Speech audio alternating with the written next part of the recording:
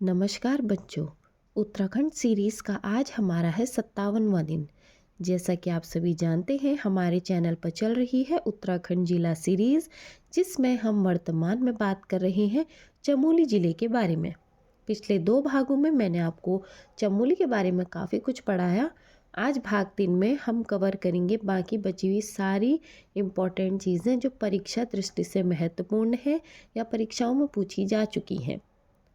सर्वप्रथम जब मैंने भाग 2 कल पढ़ाया था तो उसमें प्रमुख स्थल के बारे में बात करी थी, जिसमें बात करी पंचबद्री, चमोली में पड़ने वाले 2 केदारों के बारे में और 3 प्रयागों के बारे में। ठीक है, तो उसी कड़ी में प्रमुख स्थलों को आगे बढ़ाते हुए हम आज देखेंगे। सर्वप्रथम आता है गैरसैंण। ये उत्तराखंड की राजधानी इसको बनाने का जो प्रस्ताव था वो सर्वप्रथम वीर चंद्र सिंह गढ़वाली द्वारा रखा गया था। ये बात याद रखेंगे। और 4 मार्च 2020 को त्रिवेंद्र सिंह रावत जी ने गैरसैंण को ग्रीष्मकालीन राजधानी घोषित किया था। तो ये एक प्रमुख स्थल है कहाँ का? चमोली का। दूसरा आप लिखेंगे माणा। यहाँ पे दिख रहा होगा आपको माणा। ये भारत का अंतिम गांव है। यहीं पर भीमपुल है। क्या है आपका? भीमपुल है और अंतिम गांव है। केशव प्रयाग भी यहीं पर है। जब मैंने आपको नदी तंत्र पढ़ाया था, अलकनंदा नदी निकलती है, एक तरफ से सरस्वती आती है, और जहाँ पर अलकनंदा नदी और सरस्वती नदी का संगम होता है वहाँ पर बनता है बच्चों हमारा केशव प्रयाग। और माणा गांव जो प्रसिद्ध है वो किन गुफाओं के लिए भी प्रसिद्ध है? यहीं पर हमारी है व्यास गुफा और मुचकुंद गुफा, परीक्षा में पूछा जा चुका है। नेक्स्ट जो प्लेस देखेंगे हम वो है, ये देखिए आपको दिख रहा होगा जोशीमठ। थोड़ा जूम करूंगी मैं। ये रहा जोशीमठ। आदि गुरु शंकराचार्य जी ने यहाँ मठ की स्थापना करी थी, जिस मठ का नाम पड़ा ज्योतिर्मठ। अब ज्योतिर्मठ कहाँ है पूछा जाएगा तो जोशीमठ में है, चमोली में। याद रखेंगे। दूसरा अहम बिंदु ये है कि जो बद्रीनाथ का जो शीतकालीन आवास है वो जोशीमठ का नरसिंह मंदिर है। ये बात भी याद रखेंगे। ये भी क्या है? इम्पोर्टेंट पॉइंट है। अगला जो प्रमुख स्थल है वो हमारा आता है बच्चों गोपेश्वर। प्राकृतिक सुंदरता के लिए बहुत ज़्यादा प्रसिद्ध है गोपेश्वर। यहाँ पर हमारा प्रसिद्ध गोपीनाथ मंदिर भी है और वैतरणी कुंड भी हमारा गोपेश्वर में ही आता है। ये चमोली के प्रमुख पर्यटक स्थलों में से एक है। इसके बाद आता है हमारा फूलों की घाटी। यहाँ कहीं पर है हमारा फूलों की घाटी। ये विश्व धरोहर स्थल की सूची में शामिल है। यहाँ पे क्या है? अनेकों प्रकार के फूल पाए जाते हैं और जानवर भी देखने को मिलते हैं। तो ये थे महत्वपूर्ण जगह स्थान कहाँ के? हमारे चमोली के। कल भी हमने आदि के बारे में बात करी थी, कुछ अहम बिंदुओं पे हमने अभी बात करी।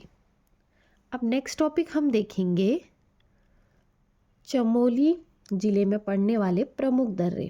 वैसे तो दर्रे मैंने आपको पहले पढ़ा दिया है, पर एक बार अगर हम चमोली ज़िले की बात कर रहे हैं तो दर्रों की बात तो करेंगे ही करेंगे। ये रहा आपका चमोली।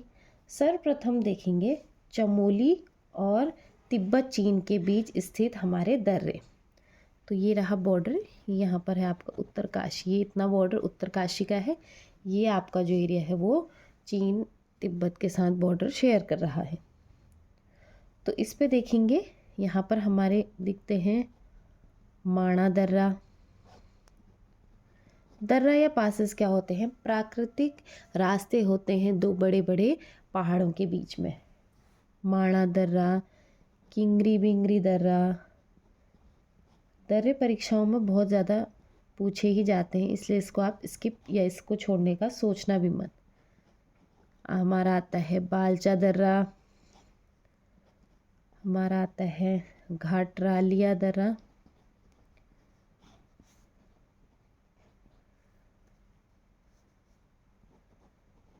कोई दर्रा। ये दर्रे सिर्फ अभी तिब्बत चीन और चमोली के बीच के बता रही हूँ, क्योंकि इन दोनों के बीच में बहुत ज़्यादा क्या है? दर्रे हैं। यहाँ कहीं पर हमारा आता है म्यूडार दर्रा, यहाँ पर है कहीं चौर होती दर्रा,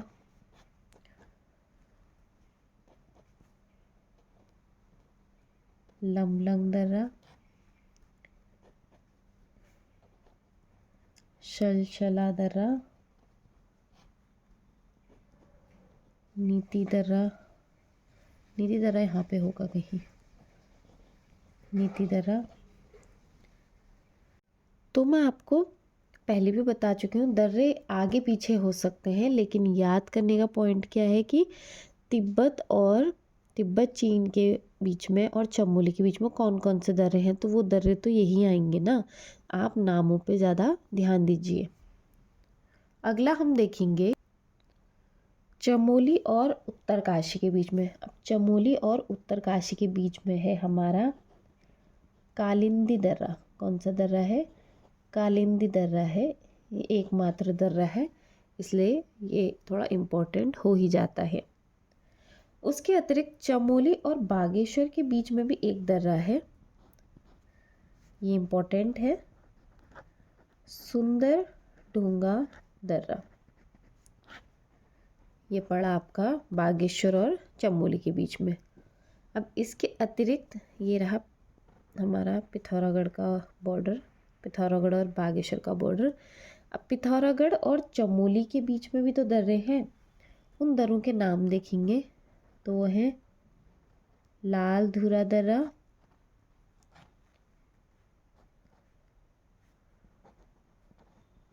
टोपी थुंगा दर्रा, अगला आ जाता है हमारा मार्ची योग दर्रा, और आ जाता है हमारा बारा होती। ये दर्रे किस किस के, देखो कितने सारे दर्रे हैं हमारे चमोली ज़िले में। एक उत्तरकाशी, एक यहाँ बागेश्वर, 4 यहाँ पिथौरागढ़, और तिब्बत चीन और चमोली के बीच में तो हैं ही बहुत सारे। इसके अतिरिक्त और दर्रे भी हो सकते हैं, लेकिन इम्पोर्टेंट जो है वो ये दर्रे हैं जो परीक्षा में पूछे गए हैं। ये वो नोट्स हैं जब मैंने आपको उत्तराखंड के प्रमुख दर्रे पढ़ाए थे। तो जिसने वो नहीं देखा है, जिलेवार देखना है, तो सबसे पहले तो ये नोट डाउन कर लीजिए, चमोली और तिब्बत चीन के बीच स्थित दर्रे। ग्रीन हाइलाइटर से जो मैंने हाईलाइट किया है ये आपके प्रमुख दर्रे हैं, इम्पोर्टेंट दर्रे हैं, ठीक है। माणा दर्रा, किंगरी बिंगरी दर्रा, बालचा धुरा, घाटरालिया, कोई दर्रा, म्यूडार दर्रा, नीति दर्रा, शलशला दर्रा, तंजुन दर्रा, लमलंग दर्रा, चोर होती दर्रा, ये सब आपके पड़ते हैं चमोली और चीन के बीच में। इसके अतिरिक्त आप देखेंगे उत्तरकाशी और चमोली के बीच स्थित दर्रा हमारा कालिंदी दर्रा है, ये भी इम्पोर्टेंट है। चमोली पिथौरागढ़ के बीच स्थित दर्रा लाल धुरा दर्रा, टोपी थुंगा दर्रा, मार्चयोग दर्रा, बारा होती दर्रा। चमोली बागेश्वर के बीच स्थित दर्रा हमारा हो गया सुंदर ढूंगा दर्रा। ये परीक्षा में पूछा हुआ प्रश्न है। तो आप चाहें तो पूरे हर ज़िले के नोट कर सकते हैं। अगर आपको दर्रे डिटेल में पढ़ने हैं तो मैंने चैनल पे प्लेलिस्ट बनाई है, आप उसमें जाके देख सकते हैं। उत्तराखंड के प्रमुख दर्रे आपको एक सेशन करवा रखा है मैंने ऑलरेडी। यहाँ पर एक क्विक रिवीजन किया हमने चमोली से रिलेटेड दर्रों के बारे में। दर्रों पे तो बात कर ली, अब हम बात करेंगे चमोली ज़िले में बहने वाली नदी और उन पे बनी प्रमुख जल विद्युत परियोजनाओं के बारे में।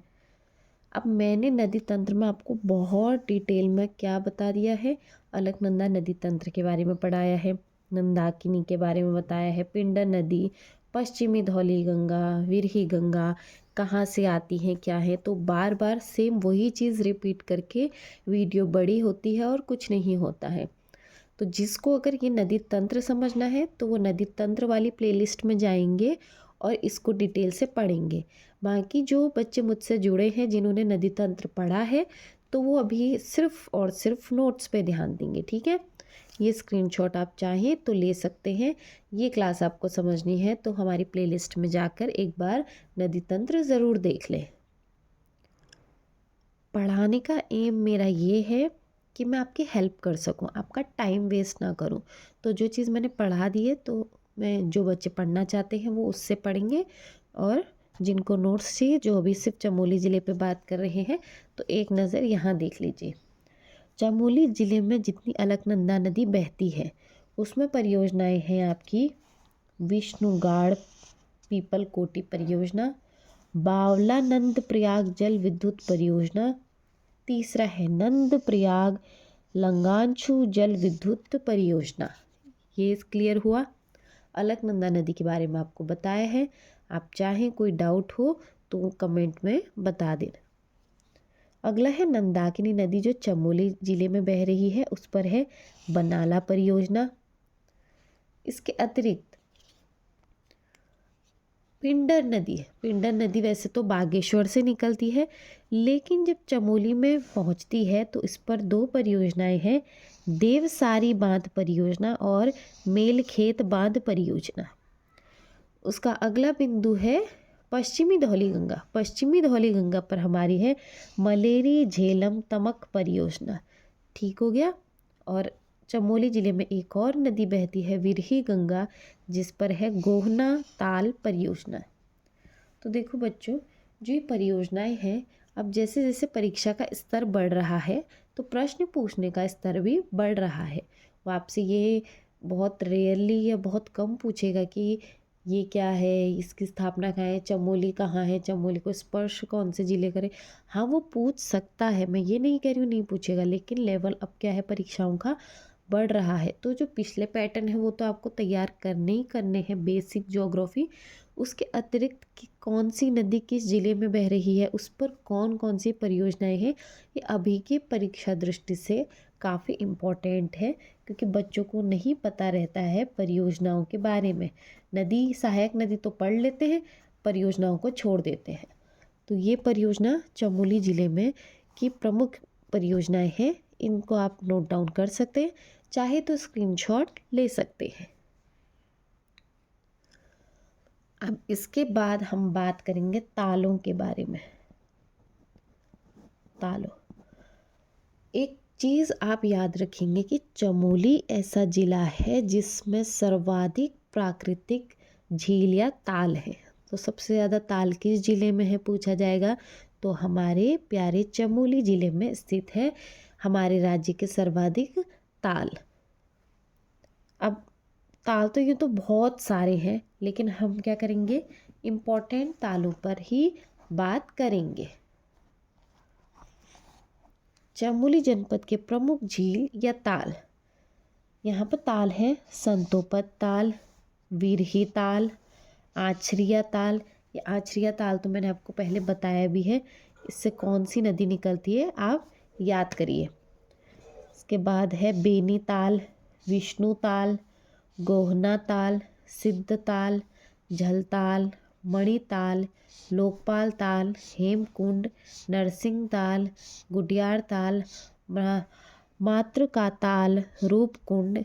इसके अतिरिक्त भी बहुत सारे ताल हैं। ये देखिए कितने सारे, अभी तक आप जो जो ज़िले पढ़ रहे थे उनमें ताल 3 या 4 ऐसे थे, लेकिन अभी क्या है, जो तालों की संख्या वो बहुत ज़्यादा आपको देखने को मिल रही है। ये तो मैंने सिर्फ इम्पोर्टेंट लिखे हैं, लेकिन इसके अतिरिक्त भी बहुत ज़्यादा छोटे बड़े क्या हैं ताल हैं हमारे चमोली ज़िले में। अब ये आपको थोड़ा टफ लग रहा होगा पढ़ने में, टफ की कोई बात नहीं है, आप बस देखिए। यह है सतुपत ताल इम्पोर्टेंट, विरही ताल इम्पोर्टेंट हो जाता है हमारा, बेनी ताल, गोहना ताल, हेमकुंड, नरसिंह ताल, रूपकुंड। इम्पोर्टेंट तो सभी कुछ है, लेकिन आप एक बार ये नाम आपको अगर अभी क्लियर दिख रहा होगा तो देख लीजिए। सतोपन ताल, विरही ताल, आछरिया ताल, बेनी ताल, विष्णु ताल, सिद्ध ताल, झल ताल, मणिताल, लोकपाल, हेमकुंड ताल, नरसिंह ताल, गुडियार ताल, मातृका ताल, रूपकुंड। तालों को जिलेवार आपको याद करने में अगर टफ लग रहा होगा, वैसे तो मैं ट्रिक्स पे बिलीव नहीं करती हूँ। मेरा मानना है, मेरा खुद का मानना ये है कि आप ट्रिक्स कभी भी यूज़ मत करो, आप बस याद करो, सीक्वेंस में याद करो। लेकिन हमारे सर जो हमें पढ़ाते थे वो कहा करते थे कि चमोली जनपद में इतनी सारी तालें हैं कि आपके समझ में कुछ नहीं आएगा, कितनी याद करें। तो आप क्या करें, बाकी सब ज़िलों के तालों को एक बार देख लीजिए, तो परीक्षा में अगर पूछा जाएगा और उन ज़िलों से अगर वो ताल नहीं होगा तो आप चमोली पे टिक कर देना। ये सर का कहना था। लेकिन मेरे अकॉर्डिंग क्या है, आपको भी शायद किसी ने अगर ऐसा कहा हो, मेरे अकॉर्डिंग है कि ताल हमने सभी ज़िलों के पूरे नहीं पढ़े हैं, बुक्स में भी सभी तालें नहीं दे रखी हैं, वो भी सिर्फ इम्पोर्टेंट तालें ही दी हैं। अगर उसके विपरीत कोई और ताल आ गया, वो किसी और ज़िले में है जो बुक में भी नहीं था, हमने पढ़ा भी नहीं था, कुछ अलग सा यूनिक सा ताल दे दिया और आप चमोली करके आ गए, तो आपका नंबर कट सकता है। इसीलिए जो ताल आपको पढ़ाया जा रहा है आप मेरे अकॉर्डिंग उसको पढ़िए और किसी ट्रिक्स पे बिलीव मत करिए। इसके बाद हमारा जो ज़िला है चमोली, वो बुग्याल के लिए भी फेमस है। बुग्याल क्या होते हैं, बड़े बड़े घास के हरे मैदान होते हैं, जहाँ पे क्या होते हैं, चरवाहे दूर दूर से अपने क्या ऋतु जब बदलते हैं तो क्या होता है, अपने जानवरों को चराने के लिए लेके आते हैं। और बुग्याल देखने में बेहद खूबसूरत प्राकृतिक पहाड़ होते हैं, हरे भरे। ये मैप है, मैप में आपको सारे बुग्याल तो नहीं दिखा रखे, लेकिन ये देखिए यहाँ पे है बोधनी बुग्याल, यहाँ पर है औली बुग्याल, ये दो तो आपको देखने को मिल रही हैं। इसके अतिरिक्त आपको नक्शे में बुग्याल देखने को नहीं मिलेंगे, लेकिन बुग्याल कुछ कुछ इधर है, कुछ इधर को है, ठीक है। यहाँ पर तो हमारा फूलों की घाटी है। तो हम एक बार नोट्स में देख लेंगे। चमोली ज़िले के में स्थित प्रमुख बुग्यालों के बारे में बात कर लेंगे। तो प्रमुख बुग्याल हमारे हैं वेदनी बुग्याल, अली बुग्याल, औली बुग्याल, नंदकानन बुग्याल, पनार बुग्याल, रताकोण बुग्याल, लक्ष्मीवन बुग्याल, संतोपंत बुग्याल। मैं करेक्शन करना चाहूँगी कि मैंने आपको नक्शे में इसको जल्दी में औली बुग्याल बोलते हैं, ये अली बुग्याल है। ये बेदनी बुग्याल है और ये क्या है, हमारा अली बुग्याल है, ठीक है। ये करेक्शन कर लेना। बाकी एग्जैक्ट मुझे मैप मिला नहीं जिसमें सारे बुग्याल या सारे ताल में दिखा सकूं, तो आप बस तालों के नाम देख लीजिए। इन फ्यूचर मुझे कहीं से मिलता है, मेरी पूरी कोशिश रहती है कि मैप को मैं कहीं से भी आपके लिए लेकर आऊँ या प्रेजेंट करूँ। तो अगर अभी तो मेरे पास अवेलेबल नहीं है, ऑनलाइन मिला नहीं, लेकिन मिलेगा तो आपको चैनल पे वो देखने को ज़रूर मिलेगा। फ़िलहाल दो बुग्याल आपके सामने मैप में ये रहे। अब स्क्रीन पर ये आपके सामने है चमोली ज़िले का नदियों का नक्शा, रिवर मैप। रिवर मैप के साथ साथ आपको ये देखने को मिल रहे होंगे, ये हैं बहुत सारे प्राकृतिक ग्लेशियर्स हमारे चमोली ज़िले में। तो हमारे चमोली ज़िले के जो प्रमुख ग्लेशियर हैं, क्योंकि नदियों का स्रोत ही हमारे क्या हैं, ग्लेशियर्स हैं, ठीक है। तो प्रमुख ग्लेशियर हमारे चमोली ज़िले के, उन पे बात करूँगी, उनके बारे में बताना चाहूँगी आपको। तो यहाँ कहीं पर हमारा है संतोपंथ हिमनद या संतोपंथ ग्लेशियर, ठीक हो गया। इसके बाद यहाँ पर है हमारा, ये देखिए मैप में दिख भी रहा है आपको, ये है दूनागिरी ग्लेशियर। इसके अतिरिक्त यहीं कहीं पर है हमारा भागीरथी ग्लेशियर। ये सब ग्लेशियर्स ही हैं जो ये आपको इस तरीके से शो करे गए हैं, और उनसे निकलने वाली ये क्या है, नदियाँ हैं, ठीक है। भागीरथी के बाद इधर को हमारा होगा कहीं पर बद्रीनाथ ग्लेशियर, और एक हमारा आता है हिप्राबमक ग्लेशियर, ठीक हो गया। ये हमारे चमोली ज़िले के क्या हैं, प्रमुख ग्लेशियर्स हैं, ठीक है। ग्लेशियर कहो या हिमनद कहो, बात एक ही है। मैं बात करूँगी, यहाँ पे लिख लो आप अगर आपको लग रहा है, दूनागिरी ग्लेशियर। तो चमोली ज़िले में देखिए आप कितने सारे प्रमुख ग्लेशियर हैं। ये छोटी मोटी बहुत सारी नदियाँ हैं, ये बड़ी नदी है, ये छोटी छोटी इसकी सहायक नदियाँ हैं। वैसे ये ग्लेशियर से नदी निकल रही है, इस ग्लेशियर से ये निकली, इस ग्लेशियर से ये निकली, ये सब आपको पता ही है। तो ग्लेशियर और ग्लेशियरों से निकलती हैं बहुत सारी नदियाँ। तो जब चमोली ज़िले के प्रमुख ग्लेशियरों की बात करेंगे तो संतोपंथ हिमनद, भागीरथी ग्लेशियर, बद्रीनाथ ग्लेशियर, हिप्राबमक ग्लेशियर, दूनागिरी ग्लेशियर, इसके अतिरिक्त भी छोटे छोटे ग्लेशियर्स हैं काफ़ी।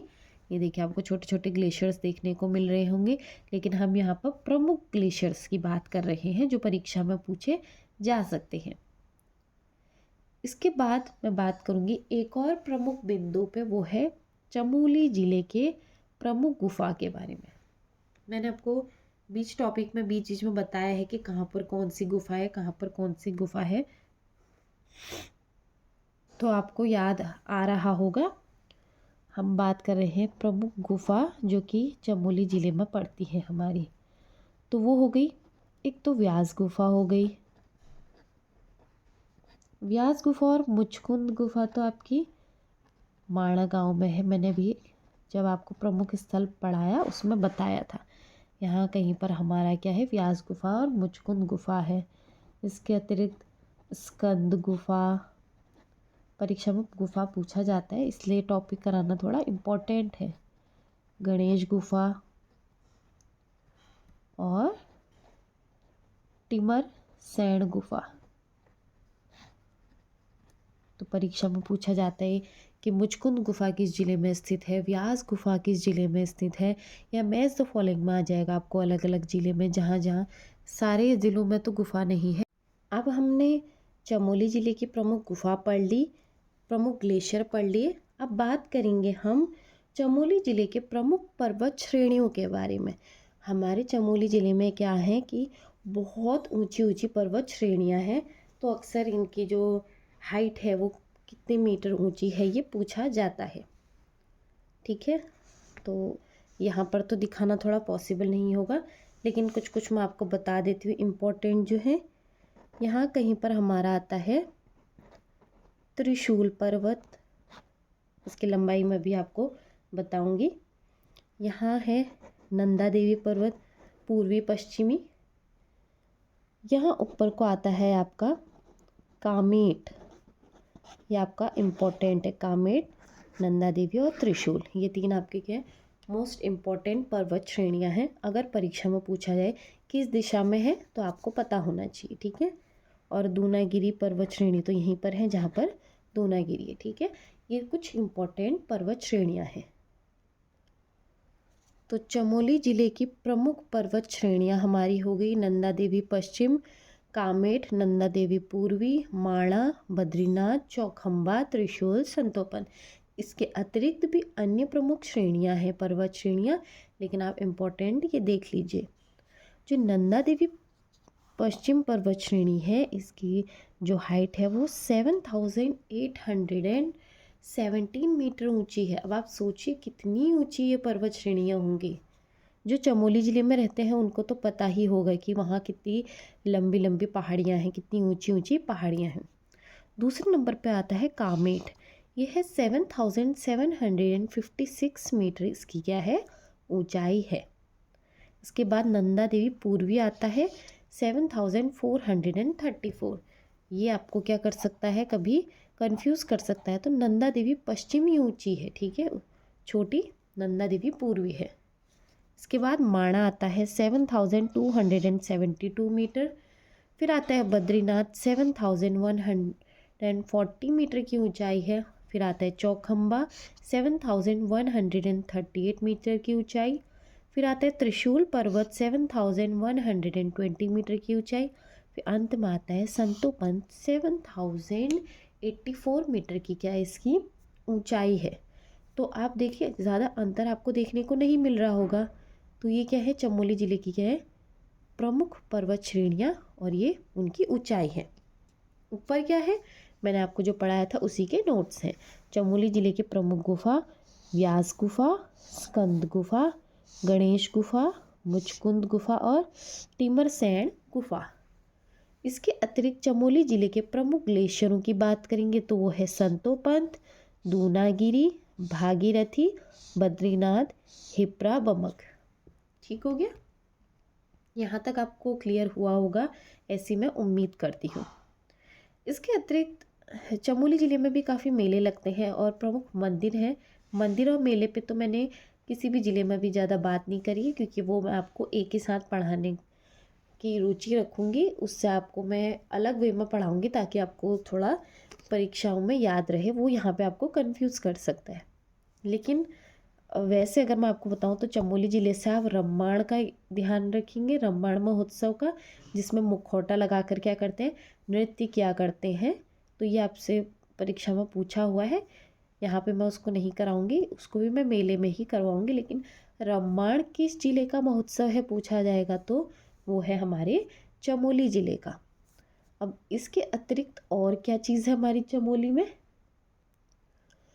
उसके अतिरिक्त चमोली ज़िले में हमारा आता है नंदा देवी राष्ट्रीय उद्यान।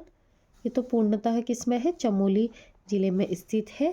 स्थापना 1982 में हुई थी। क्षेत्रफल 624 वर्ग किलोमीटर है और 1988 में यूनेस्को द्वारा विश्व धरोहर स्थल घोषित किया गया। अब आप देखिए चमोली से कितनी इम्पोर्टेंट चीज़ें आपके लिए निकल कर आ रही है। ठीक है, इसके बाद एक और हमारा नेशनल पार्क आता है चमोली में, वो है फूलों की घाटी। स्थापना 1982 में फ्रैंक स्मिथ ने की थी। चमोली ज़िले में स्थित है। क्षेत्रफल 87.5 वर्ग किलोमीटर है। ये राज्य का सबसे छोटा राष्ट्रीय उद्यान या नेशनल पार्क है। अगर पूछा जाएगा सबसे छोटा नेशनल पार्क कौन सा है तो वो फूलों की घाटी है। नर और गंध मादन पर्वतों के बीच स्थित है।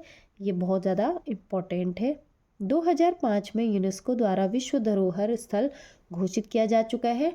यहाँ अनेकों प्रकार के पुष्प और औषधीय पुष्प पाए जाते हैं। ठीक हो गया, ये हो गए हमारे राष्ट्रीय उद्यान जो हमारे किस में है, चमोली ज़िले में पड़ते हैं। ये नीचे आपको, ये तो मैं वो नोट से आपको बता रही हूँ जो मैंने आपको राष्ट्रीय उद्यान के समय पढ़ाया था और कराया था। ठीक है,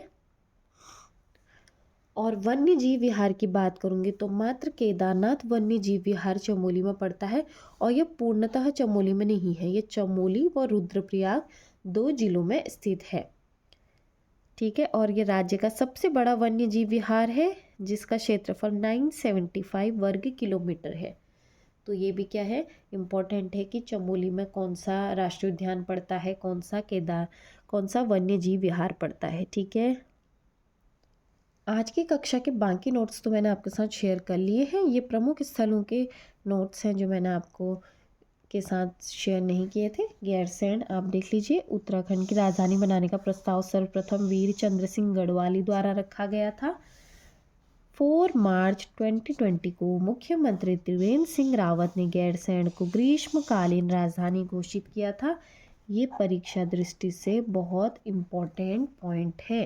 ठीक है, अगला है माणा गांव, भारत का अंतिम गांव है। भीमपुल भी हमारा माणा गांव में मिलता है। केशव प्रयाग है यहाँ पे अलकनंदा नदी और सरस्वती नदी के संगम पर। इसके अतिरिक्त माणा गांव में है हमारा व्यास गुफा और मुचकुंद गुफा। अगला प्रमुख स्थल है जोशीमठ। आदि गुरु शंकराचार्य जी ने यहाँ मठ की स्थापना करी थी जिसका नाम है ज्योतिर्मठ। और बद्रीनाथ का शीतकालीन आवास जोशीमठ का नरसिंह मंदिर है। इसके बाद जो हमारा अगला प्रमुख स्थल है वो है गोपेश्वर। प्रसिद्ध गोपीनाथ मंदिर और वैतरणी कुंड यहीं पर स्थित है।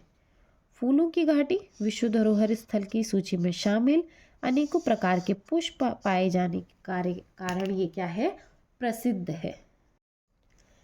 अब इसके अतिरिक्त अब लास्ट में आप एक राउंड और क्या करेंगे, नक्शे पर नज़र घुमा लेंगे। ये देखिए, ये क्या है, सरस्वती नदी है, ये माणा है, ये बद्रीनाथ यहाँ पर है, परीक्षा में पूछा जाएगा। हनुमान चट्टी किस नदी के किनारे पर स्थित है, ये देखिए अलकनंदा नदी। पांडुकेश्वर, गोविंद घाट, यहाँ पर कौन सा बद्री है, कल पढ़ाया था, याद करिए। ये नीचे आके हमें मिला विष्णु प्रयाग, जोशीमठ, कल्पेश्वर, ये 2 केदारों में से एक है और एक है हमारा रुद्रनाथ। बाकी 3 केदार कहाँ हैं, रुद्रप्रयाग ज़िले में स्थित हैं। ये बेलाकुच्ची, पीपलकोटी, गोपेश्वर, पोखरी बहुत इम्पोर्टेंट जगह है। चमोली तो ऑब्वियस सी बात है। नंदप्रयाग, गौचर भी आपका क्या है, प्रसिद्ध जगह है। कर्णप्रयाग, पन्ना, नंदगांव घाट, नारायणबगड़ इम्पोर्टेंट, दूनगिरी, ग्वालदम, सेब बहुत होते हैं हमारे ग्वालदम में। इसके बाद ये तो बुग्याल हो गए, तो इम्पोर्टेंट है ये। दूनागिरी, नीति, मलारी, तो ये क्या है, इम्पोर्टेंट जगह है, पूछे जा सकते हैं। अब एक एक के बारे में डिटेल नहीं बताया, लेकिन आप यहाँ पर से एक बार इसका, आपके पास मैप नहीं होगा तो स्क्रीनशॉट ले सकते हैं। अदरवाइज़ मैं अपने टेलीग्राम ग्रुप पे क्या करूँगी, हर ज़िले के मैप शेयर कर दूँगी, ताकि आप लोग भी ऐसी प्रिंट डाउनलोड कर लीजिए और ऐसे ही प्रैक्टिस कीजिए। और प्रैक्टिस करने से आपका क्या रहेगा, आप चीज़ों को रिलेट करके पढ़ पाओगे, आपके दिमाग में ज़्यादा चीज़ें क्लियर होंगी और आप और भी परीक्षाओं की तैयारी कर सकोगे। तो इसी के साथ मैं उम्मीद करती हूँ कि मेरा पढ़ाया आपको समझ में आ रहा होगा। चमोली भाग 2 को आप सभी ने बहुत सारा प्यार दिया, उसके लिए आप सभी का बहुत बहुत दिल से आभार। इसी प्रकार मेरी मेहनत को आगे शेयर करते रहिए, अपना प्यार इसी प्रकार देते रहिए। आप सभी का दिल से बहुत बहुत धन्यवाद। कल और परसों चैनल पर आएंगे चमोली ज़िले से रिलेटेड 50 इम्पॉर्टेंट MCQs, जो परीक्षा में काफ़ी बार पूछे जा चुके हैं या जो परीक्षा में पूछा गया है और मुझसे पढ़ाना छूट गया है, तो मैं उसको जैसे कि हर बार MCQs में कवर कराने की कोशिश करती हूँ, तो वो वहाँ कवर हो जाएगा और वहीं पर उसको आपको समझा भी दूँगी। तो आप भाग 1, भाग 2, भाग 3 तीनों भागों को जब पढ़कर आएंगे, तो जब कल मैं आपको 25 प्रश्न दूंगी आपको, तो वीडियो में आपको मेरे उत्तर देने से पहले ही उनके उत्तर आने चाहिए, इतनी मैं आपसे उम्मीद करती हूँ। क्योंकि इतना एफ़र्ट मैं लगा रही हूँ, तो कुछ एफ़र्ट्स आप भी लगाएं, पढ़ें, सिर्फ मेरे नोट से नहीं पढ़ें, जो मैंने पढ़ाया है उससे अतिरिक्त एक्स्ट्रा पढ़ने की कोशिश करें। क्योंकि पेपर में कितने लेवल का आएगा ये कोई नहीं जानता है। ये सिर्फ मेरा छोटा सा प्रयास है कि हाँ, जो नए बच्चे हैं जिनको गाइडलाइन की ज़रूरत है, वो मैं उनको पढ़ा सकूं। वैसे तो यूट्यूब पे बहुत सारे चैनल्स हैं जो पढ़ा रहे हैं, लेकिन होता है कि किसी बच्चे को किसी का पढ़ाया समझ में आता है, किसी बच्चे को किसी का पढ़ाया समझ में आता है। तो बस मेरा भी एक छोटा सा प्रयास है, हो सकता है किसी को मेरा पढ़ाया समझ में आ रहा हो सकता है किसी को ना आ रहा हो, लेकिन फिर भी हर वीडियो के साथ मैं इम्प्रूवमेंट करते जाऊंगी। आप सभी अपना प्यार मेरे साथ इसी तरह बरकरार रखिए। दिल से आप सभी का फिर से बहुत बहुत धन्यवाद।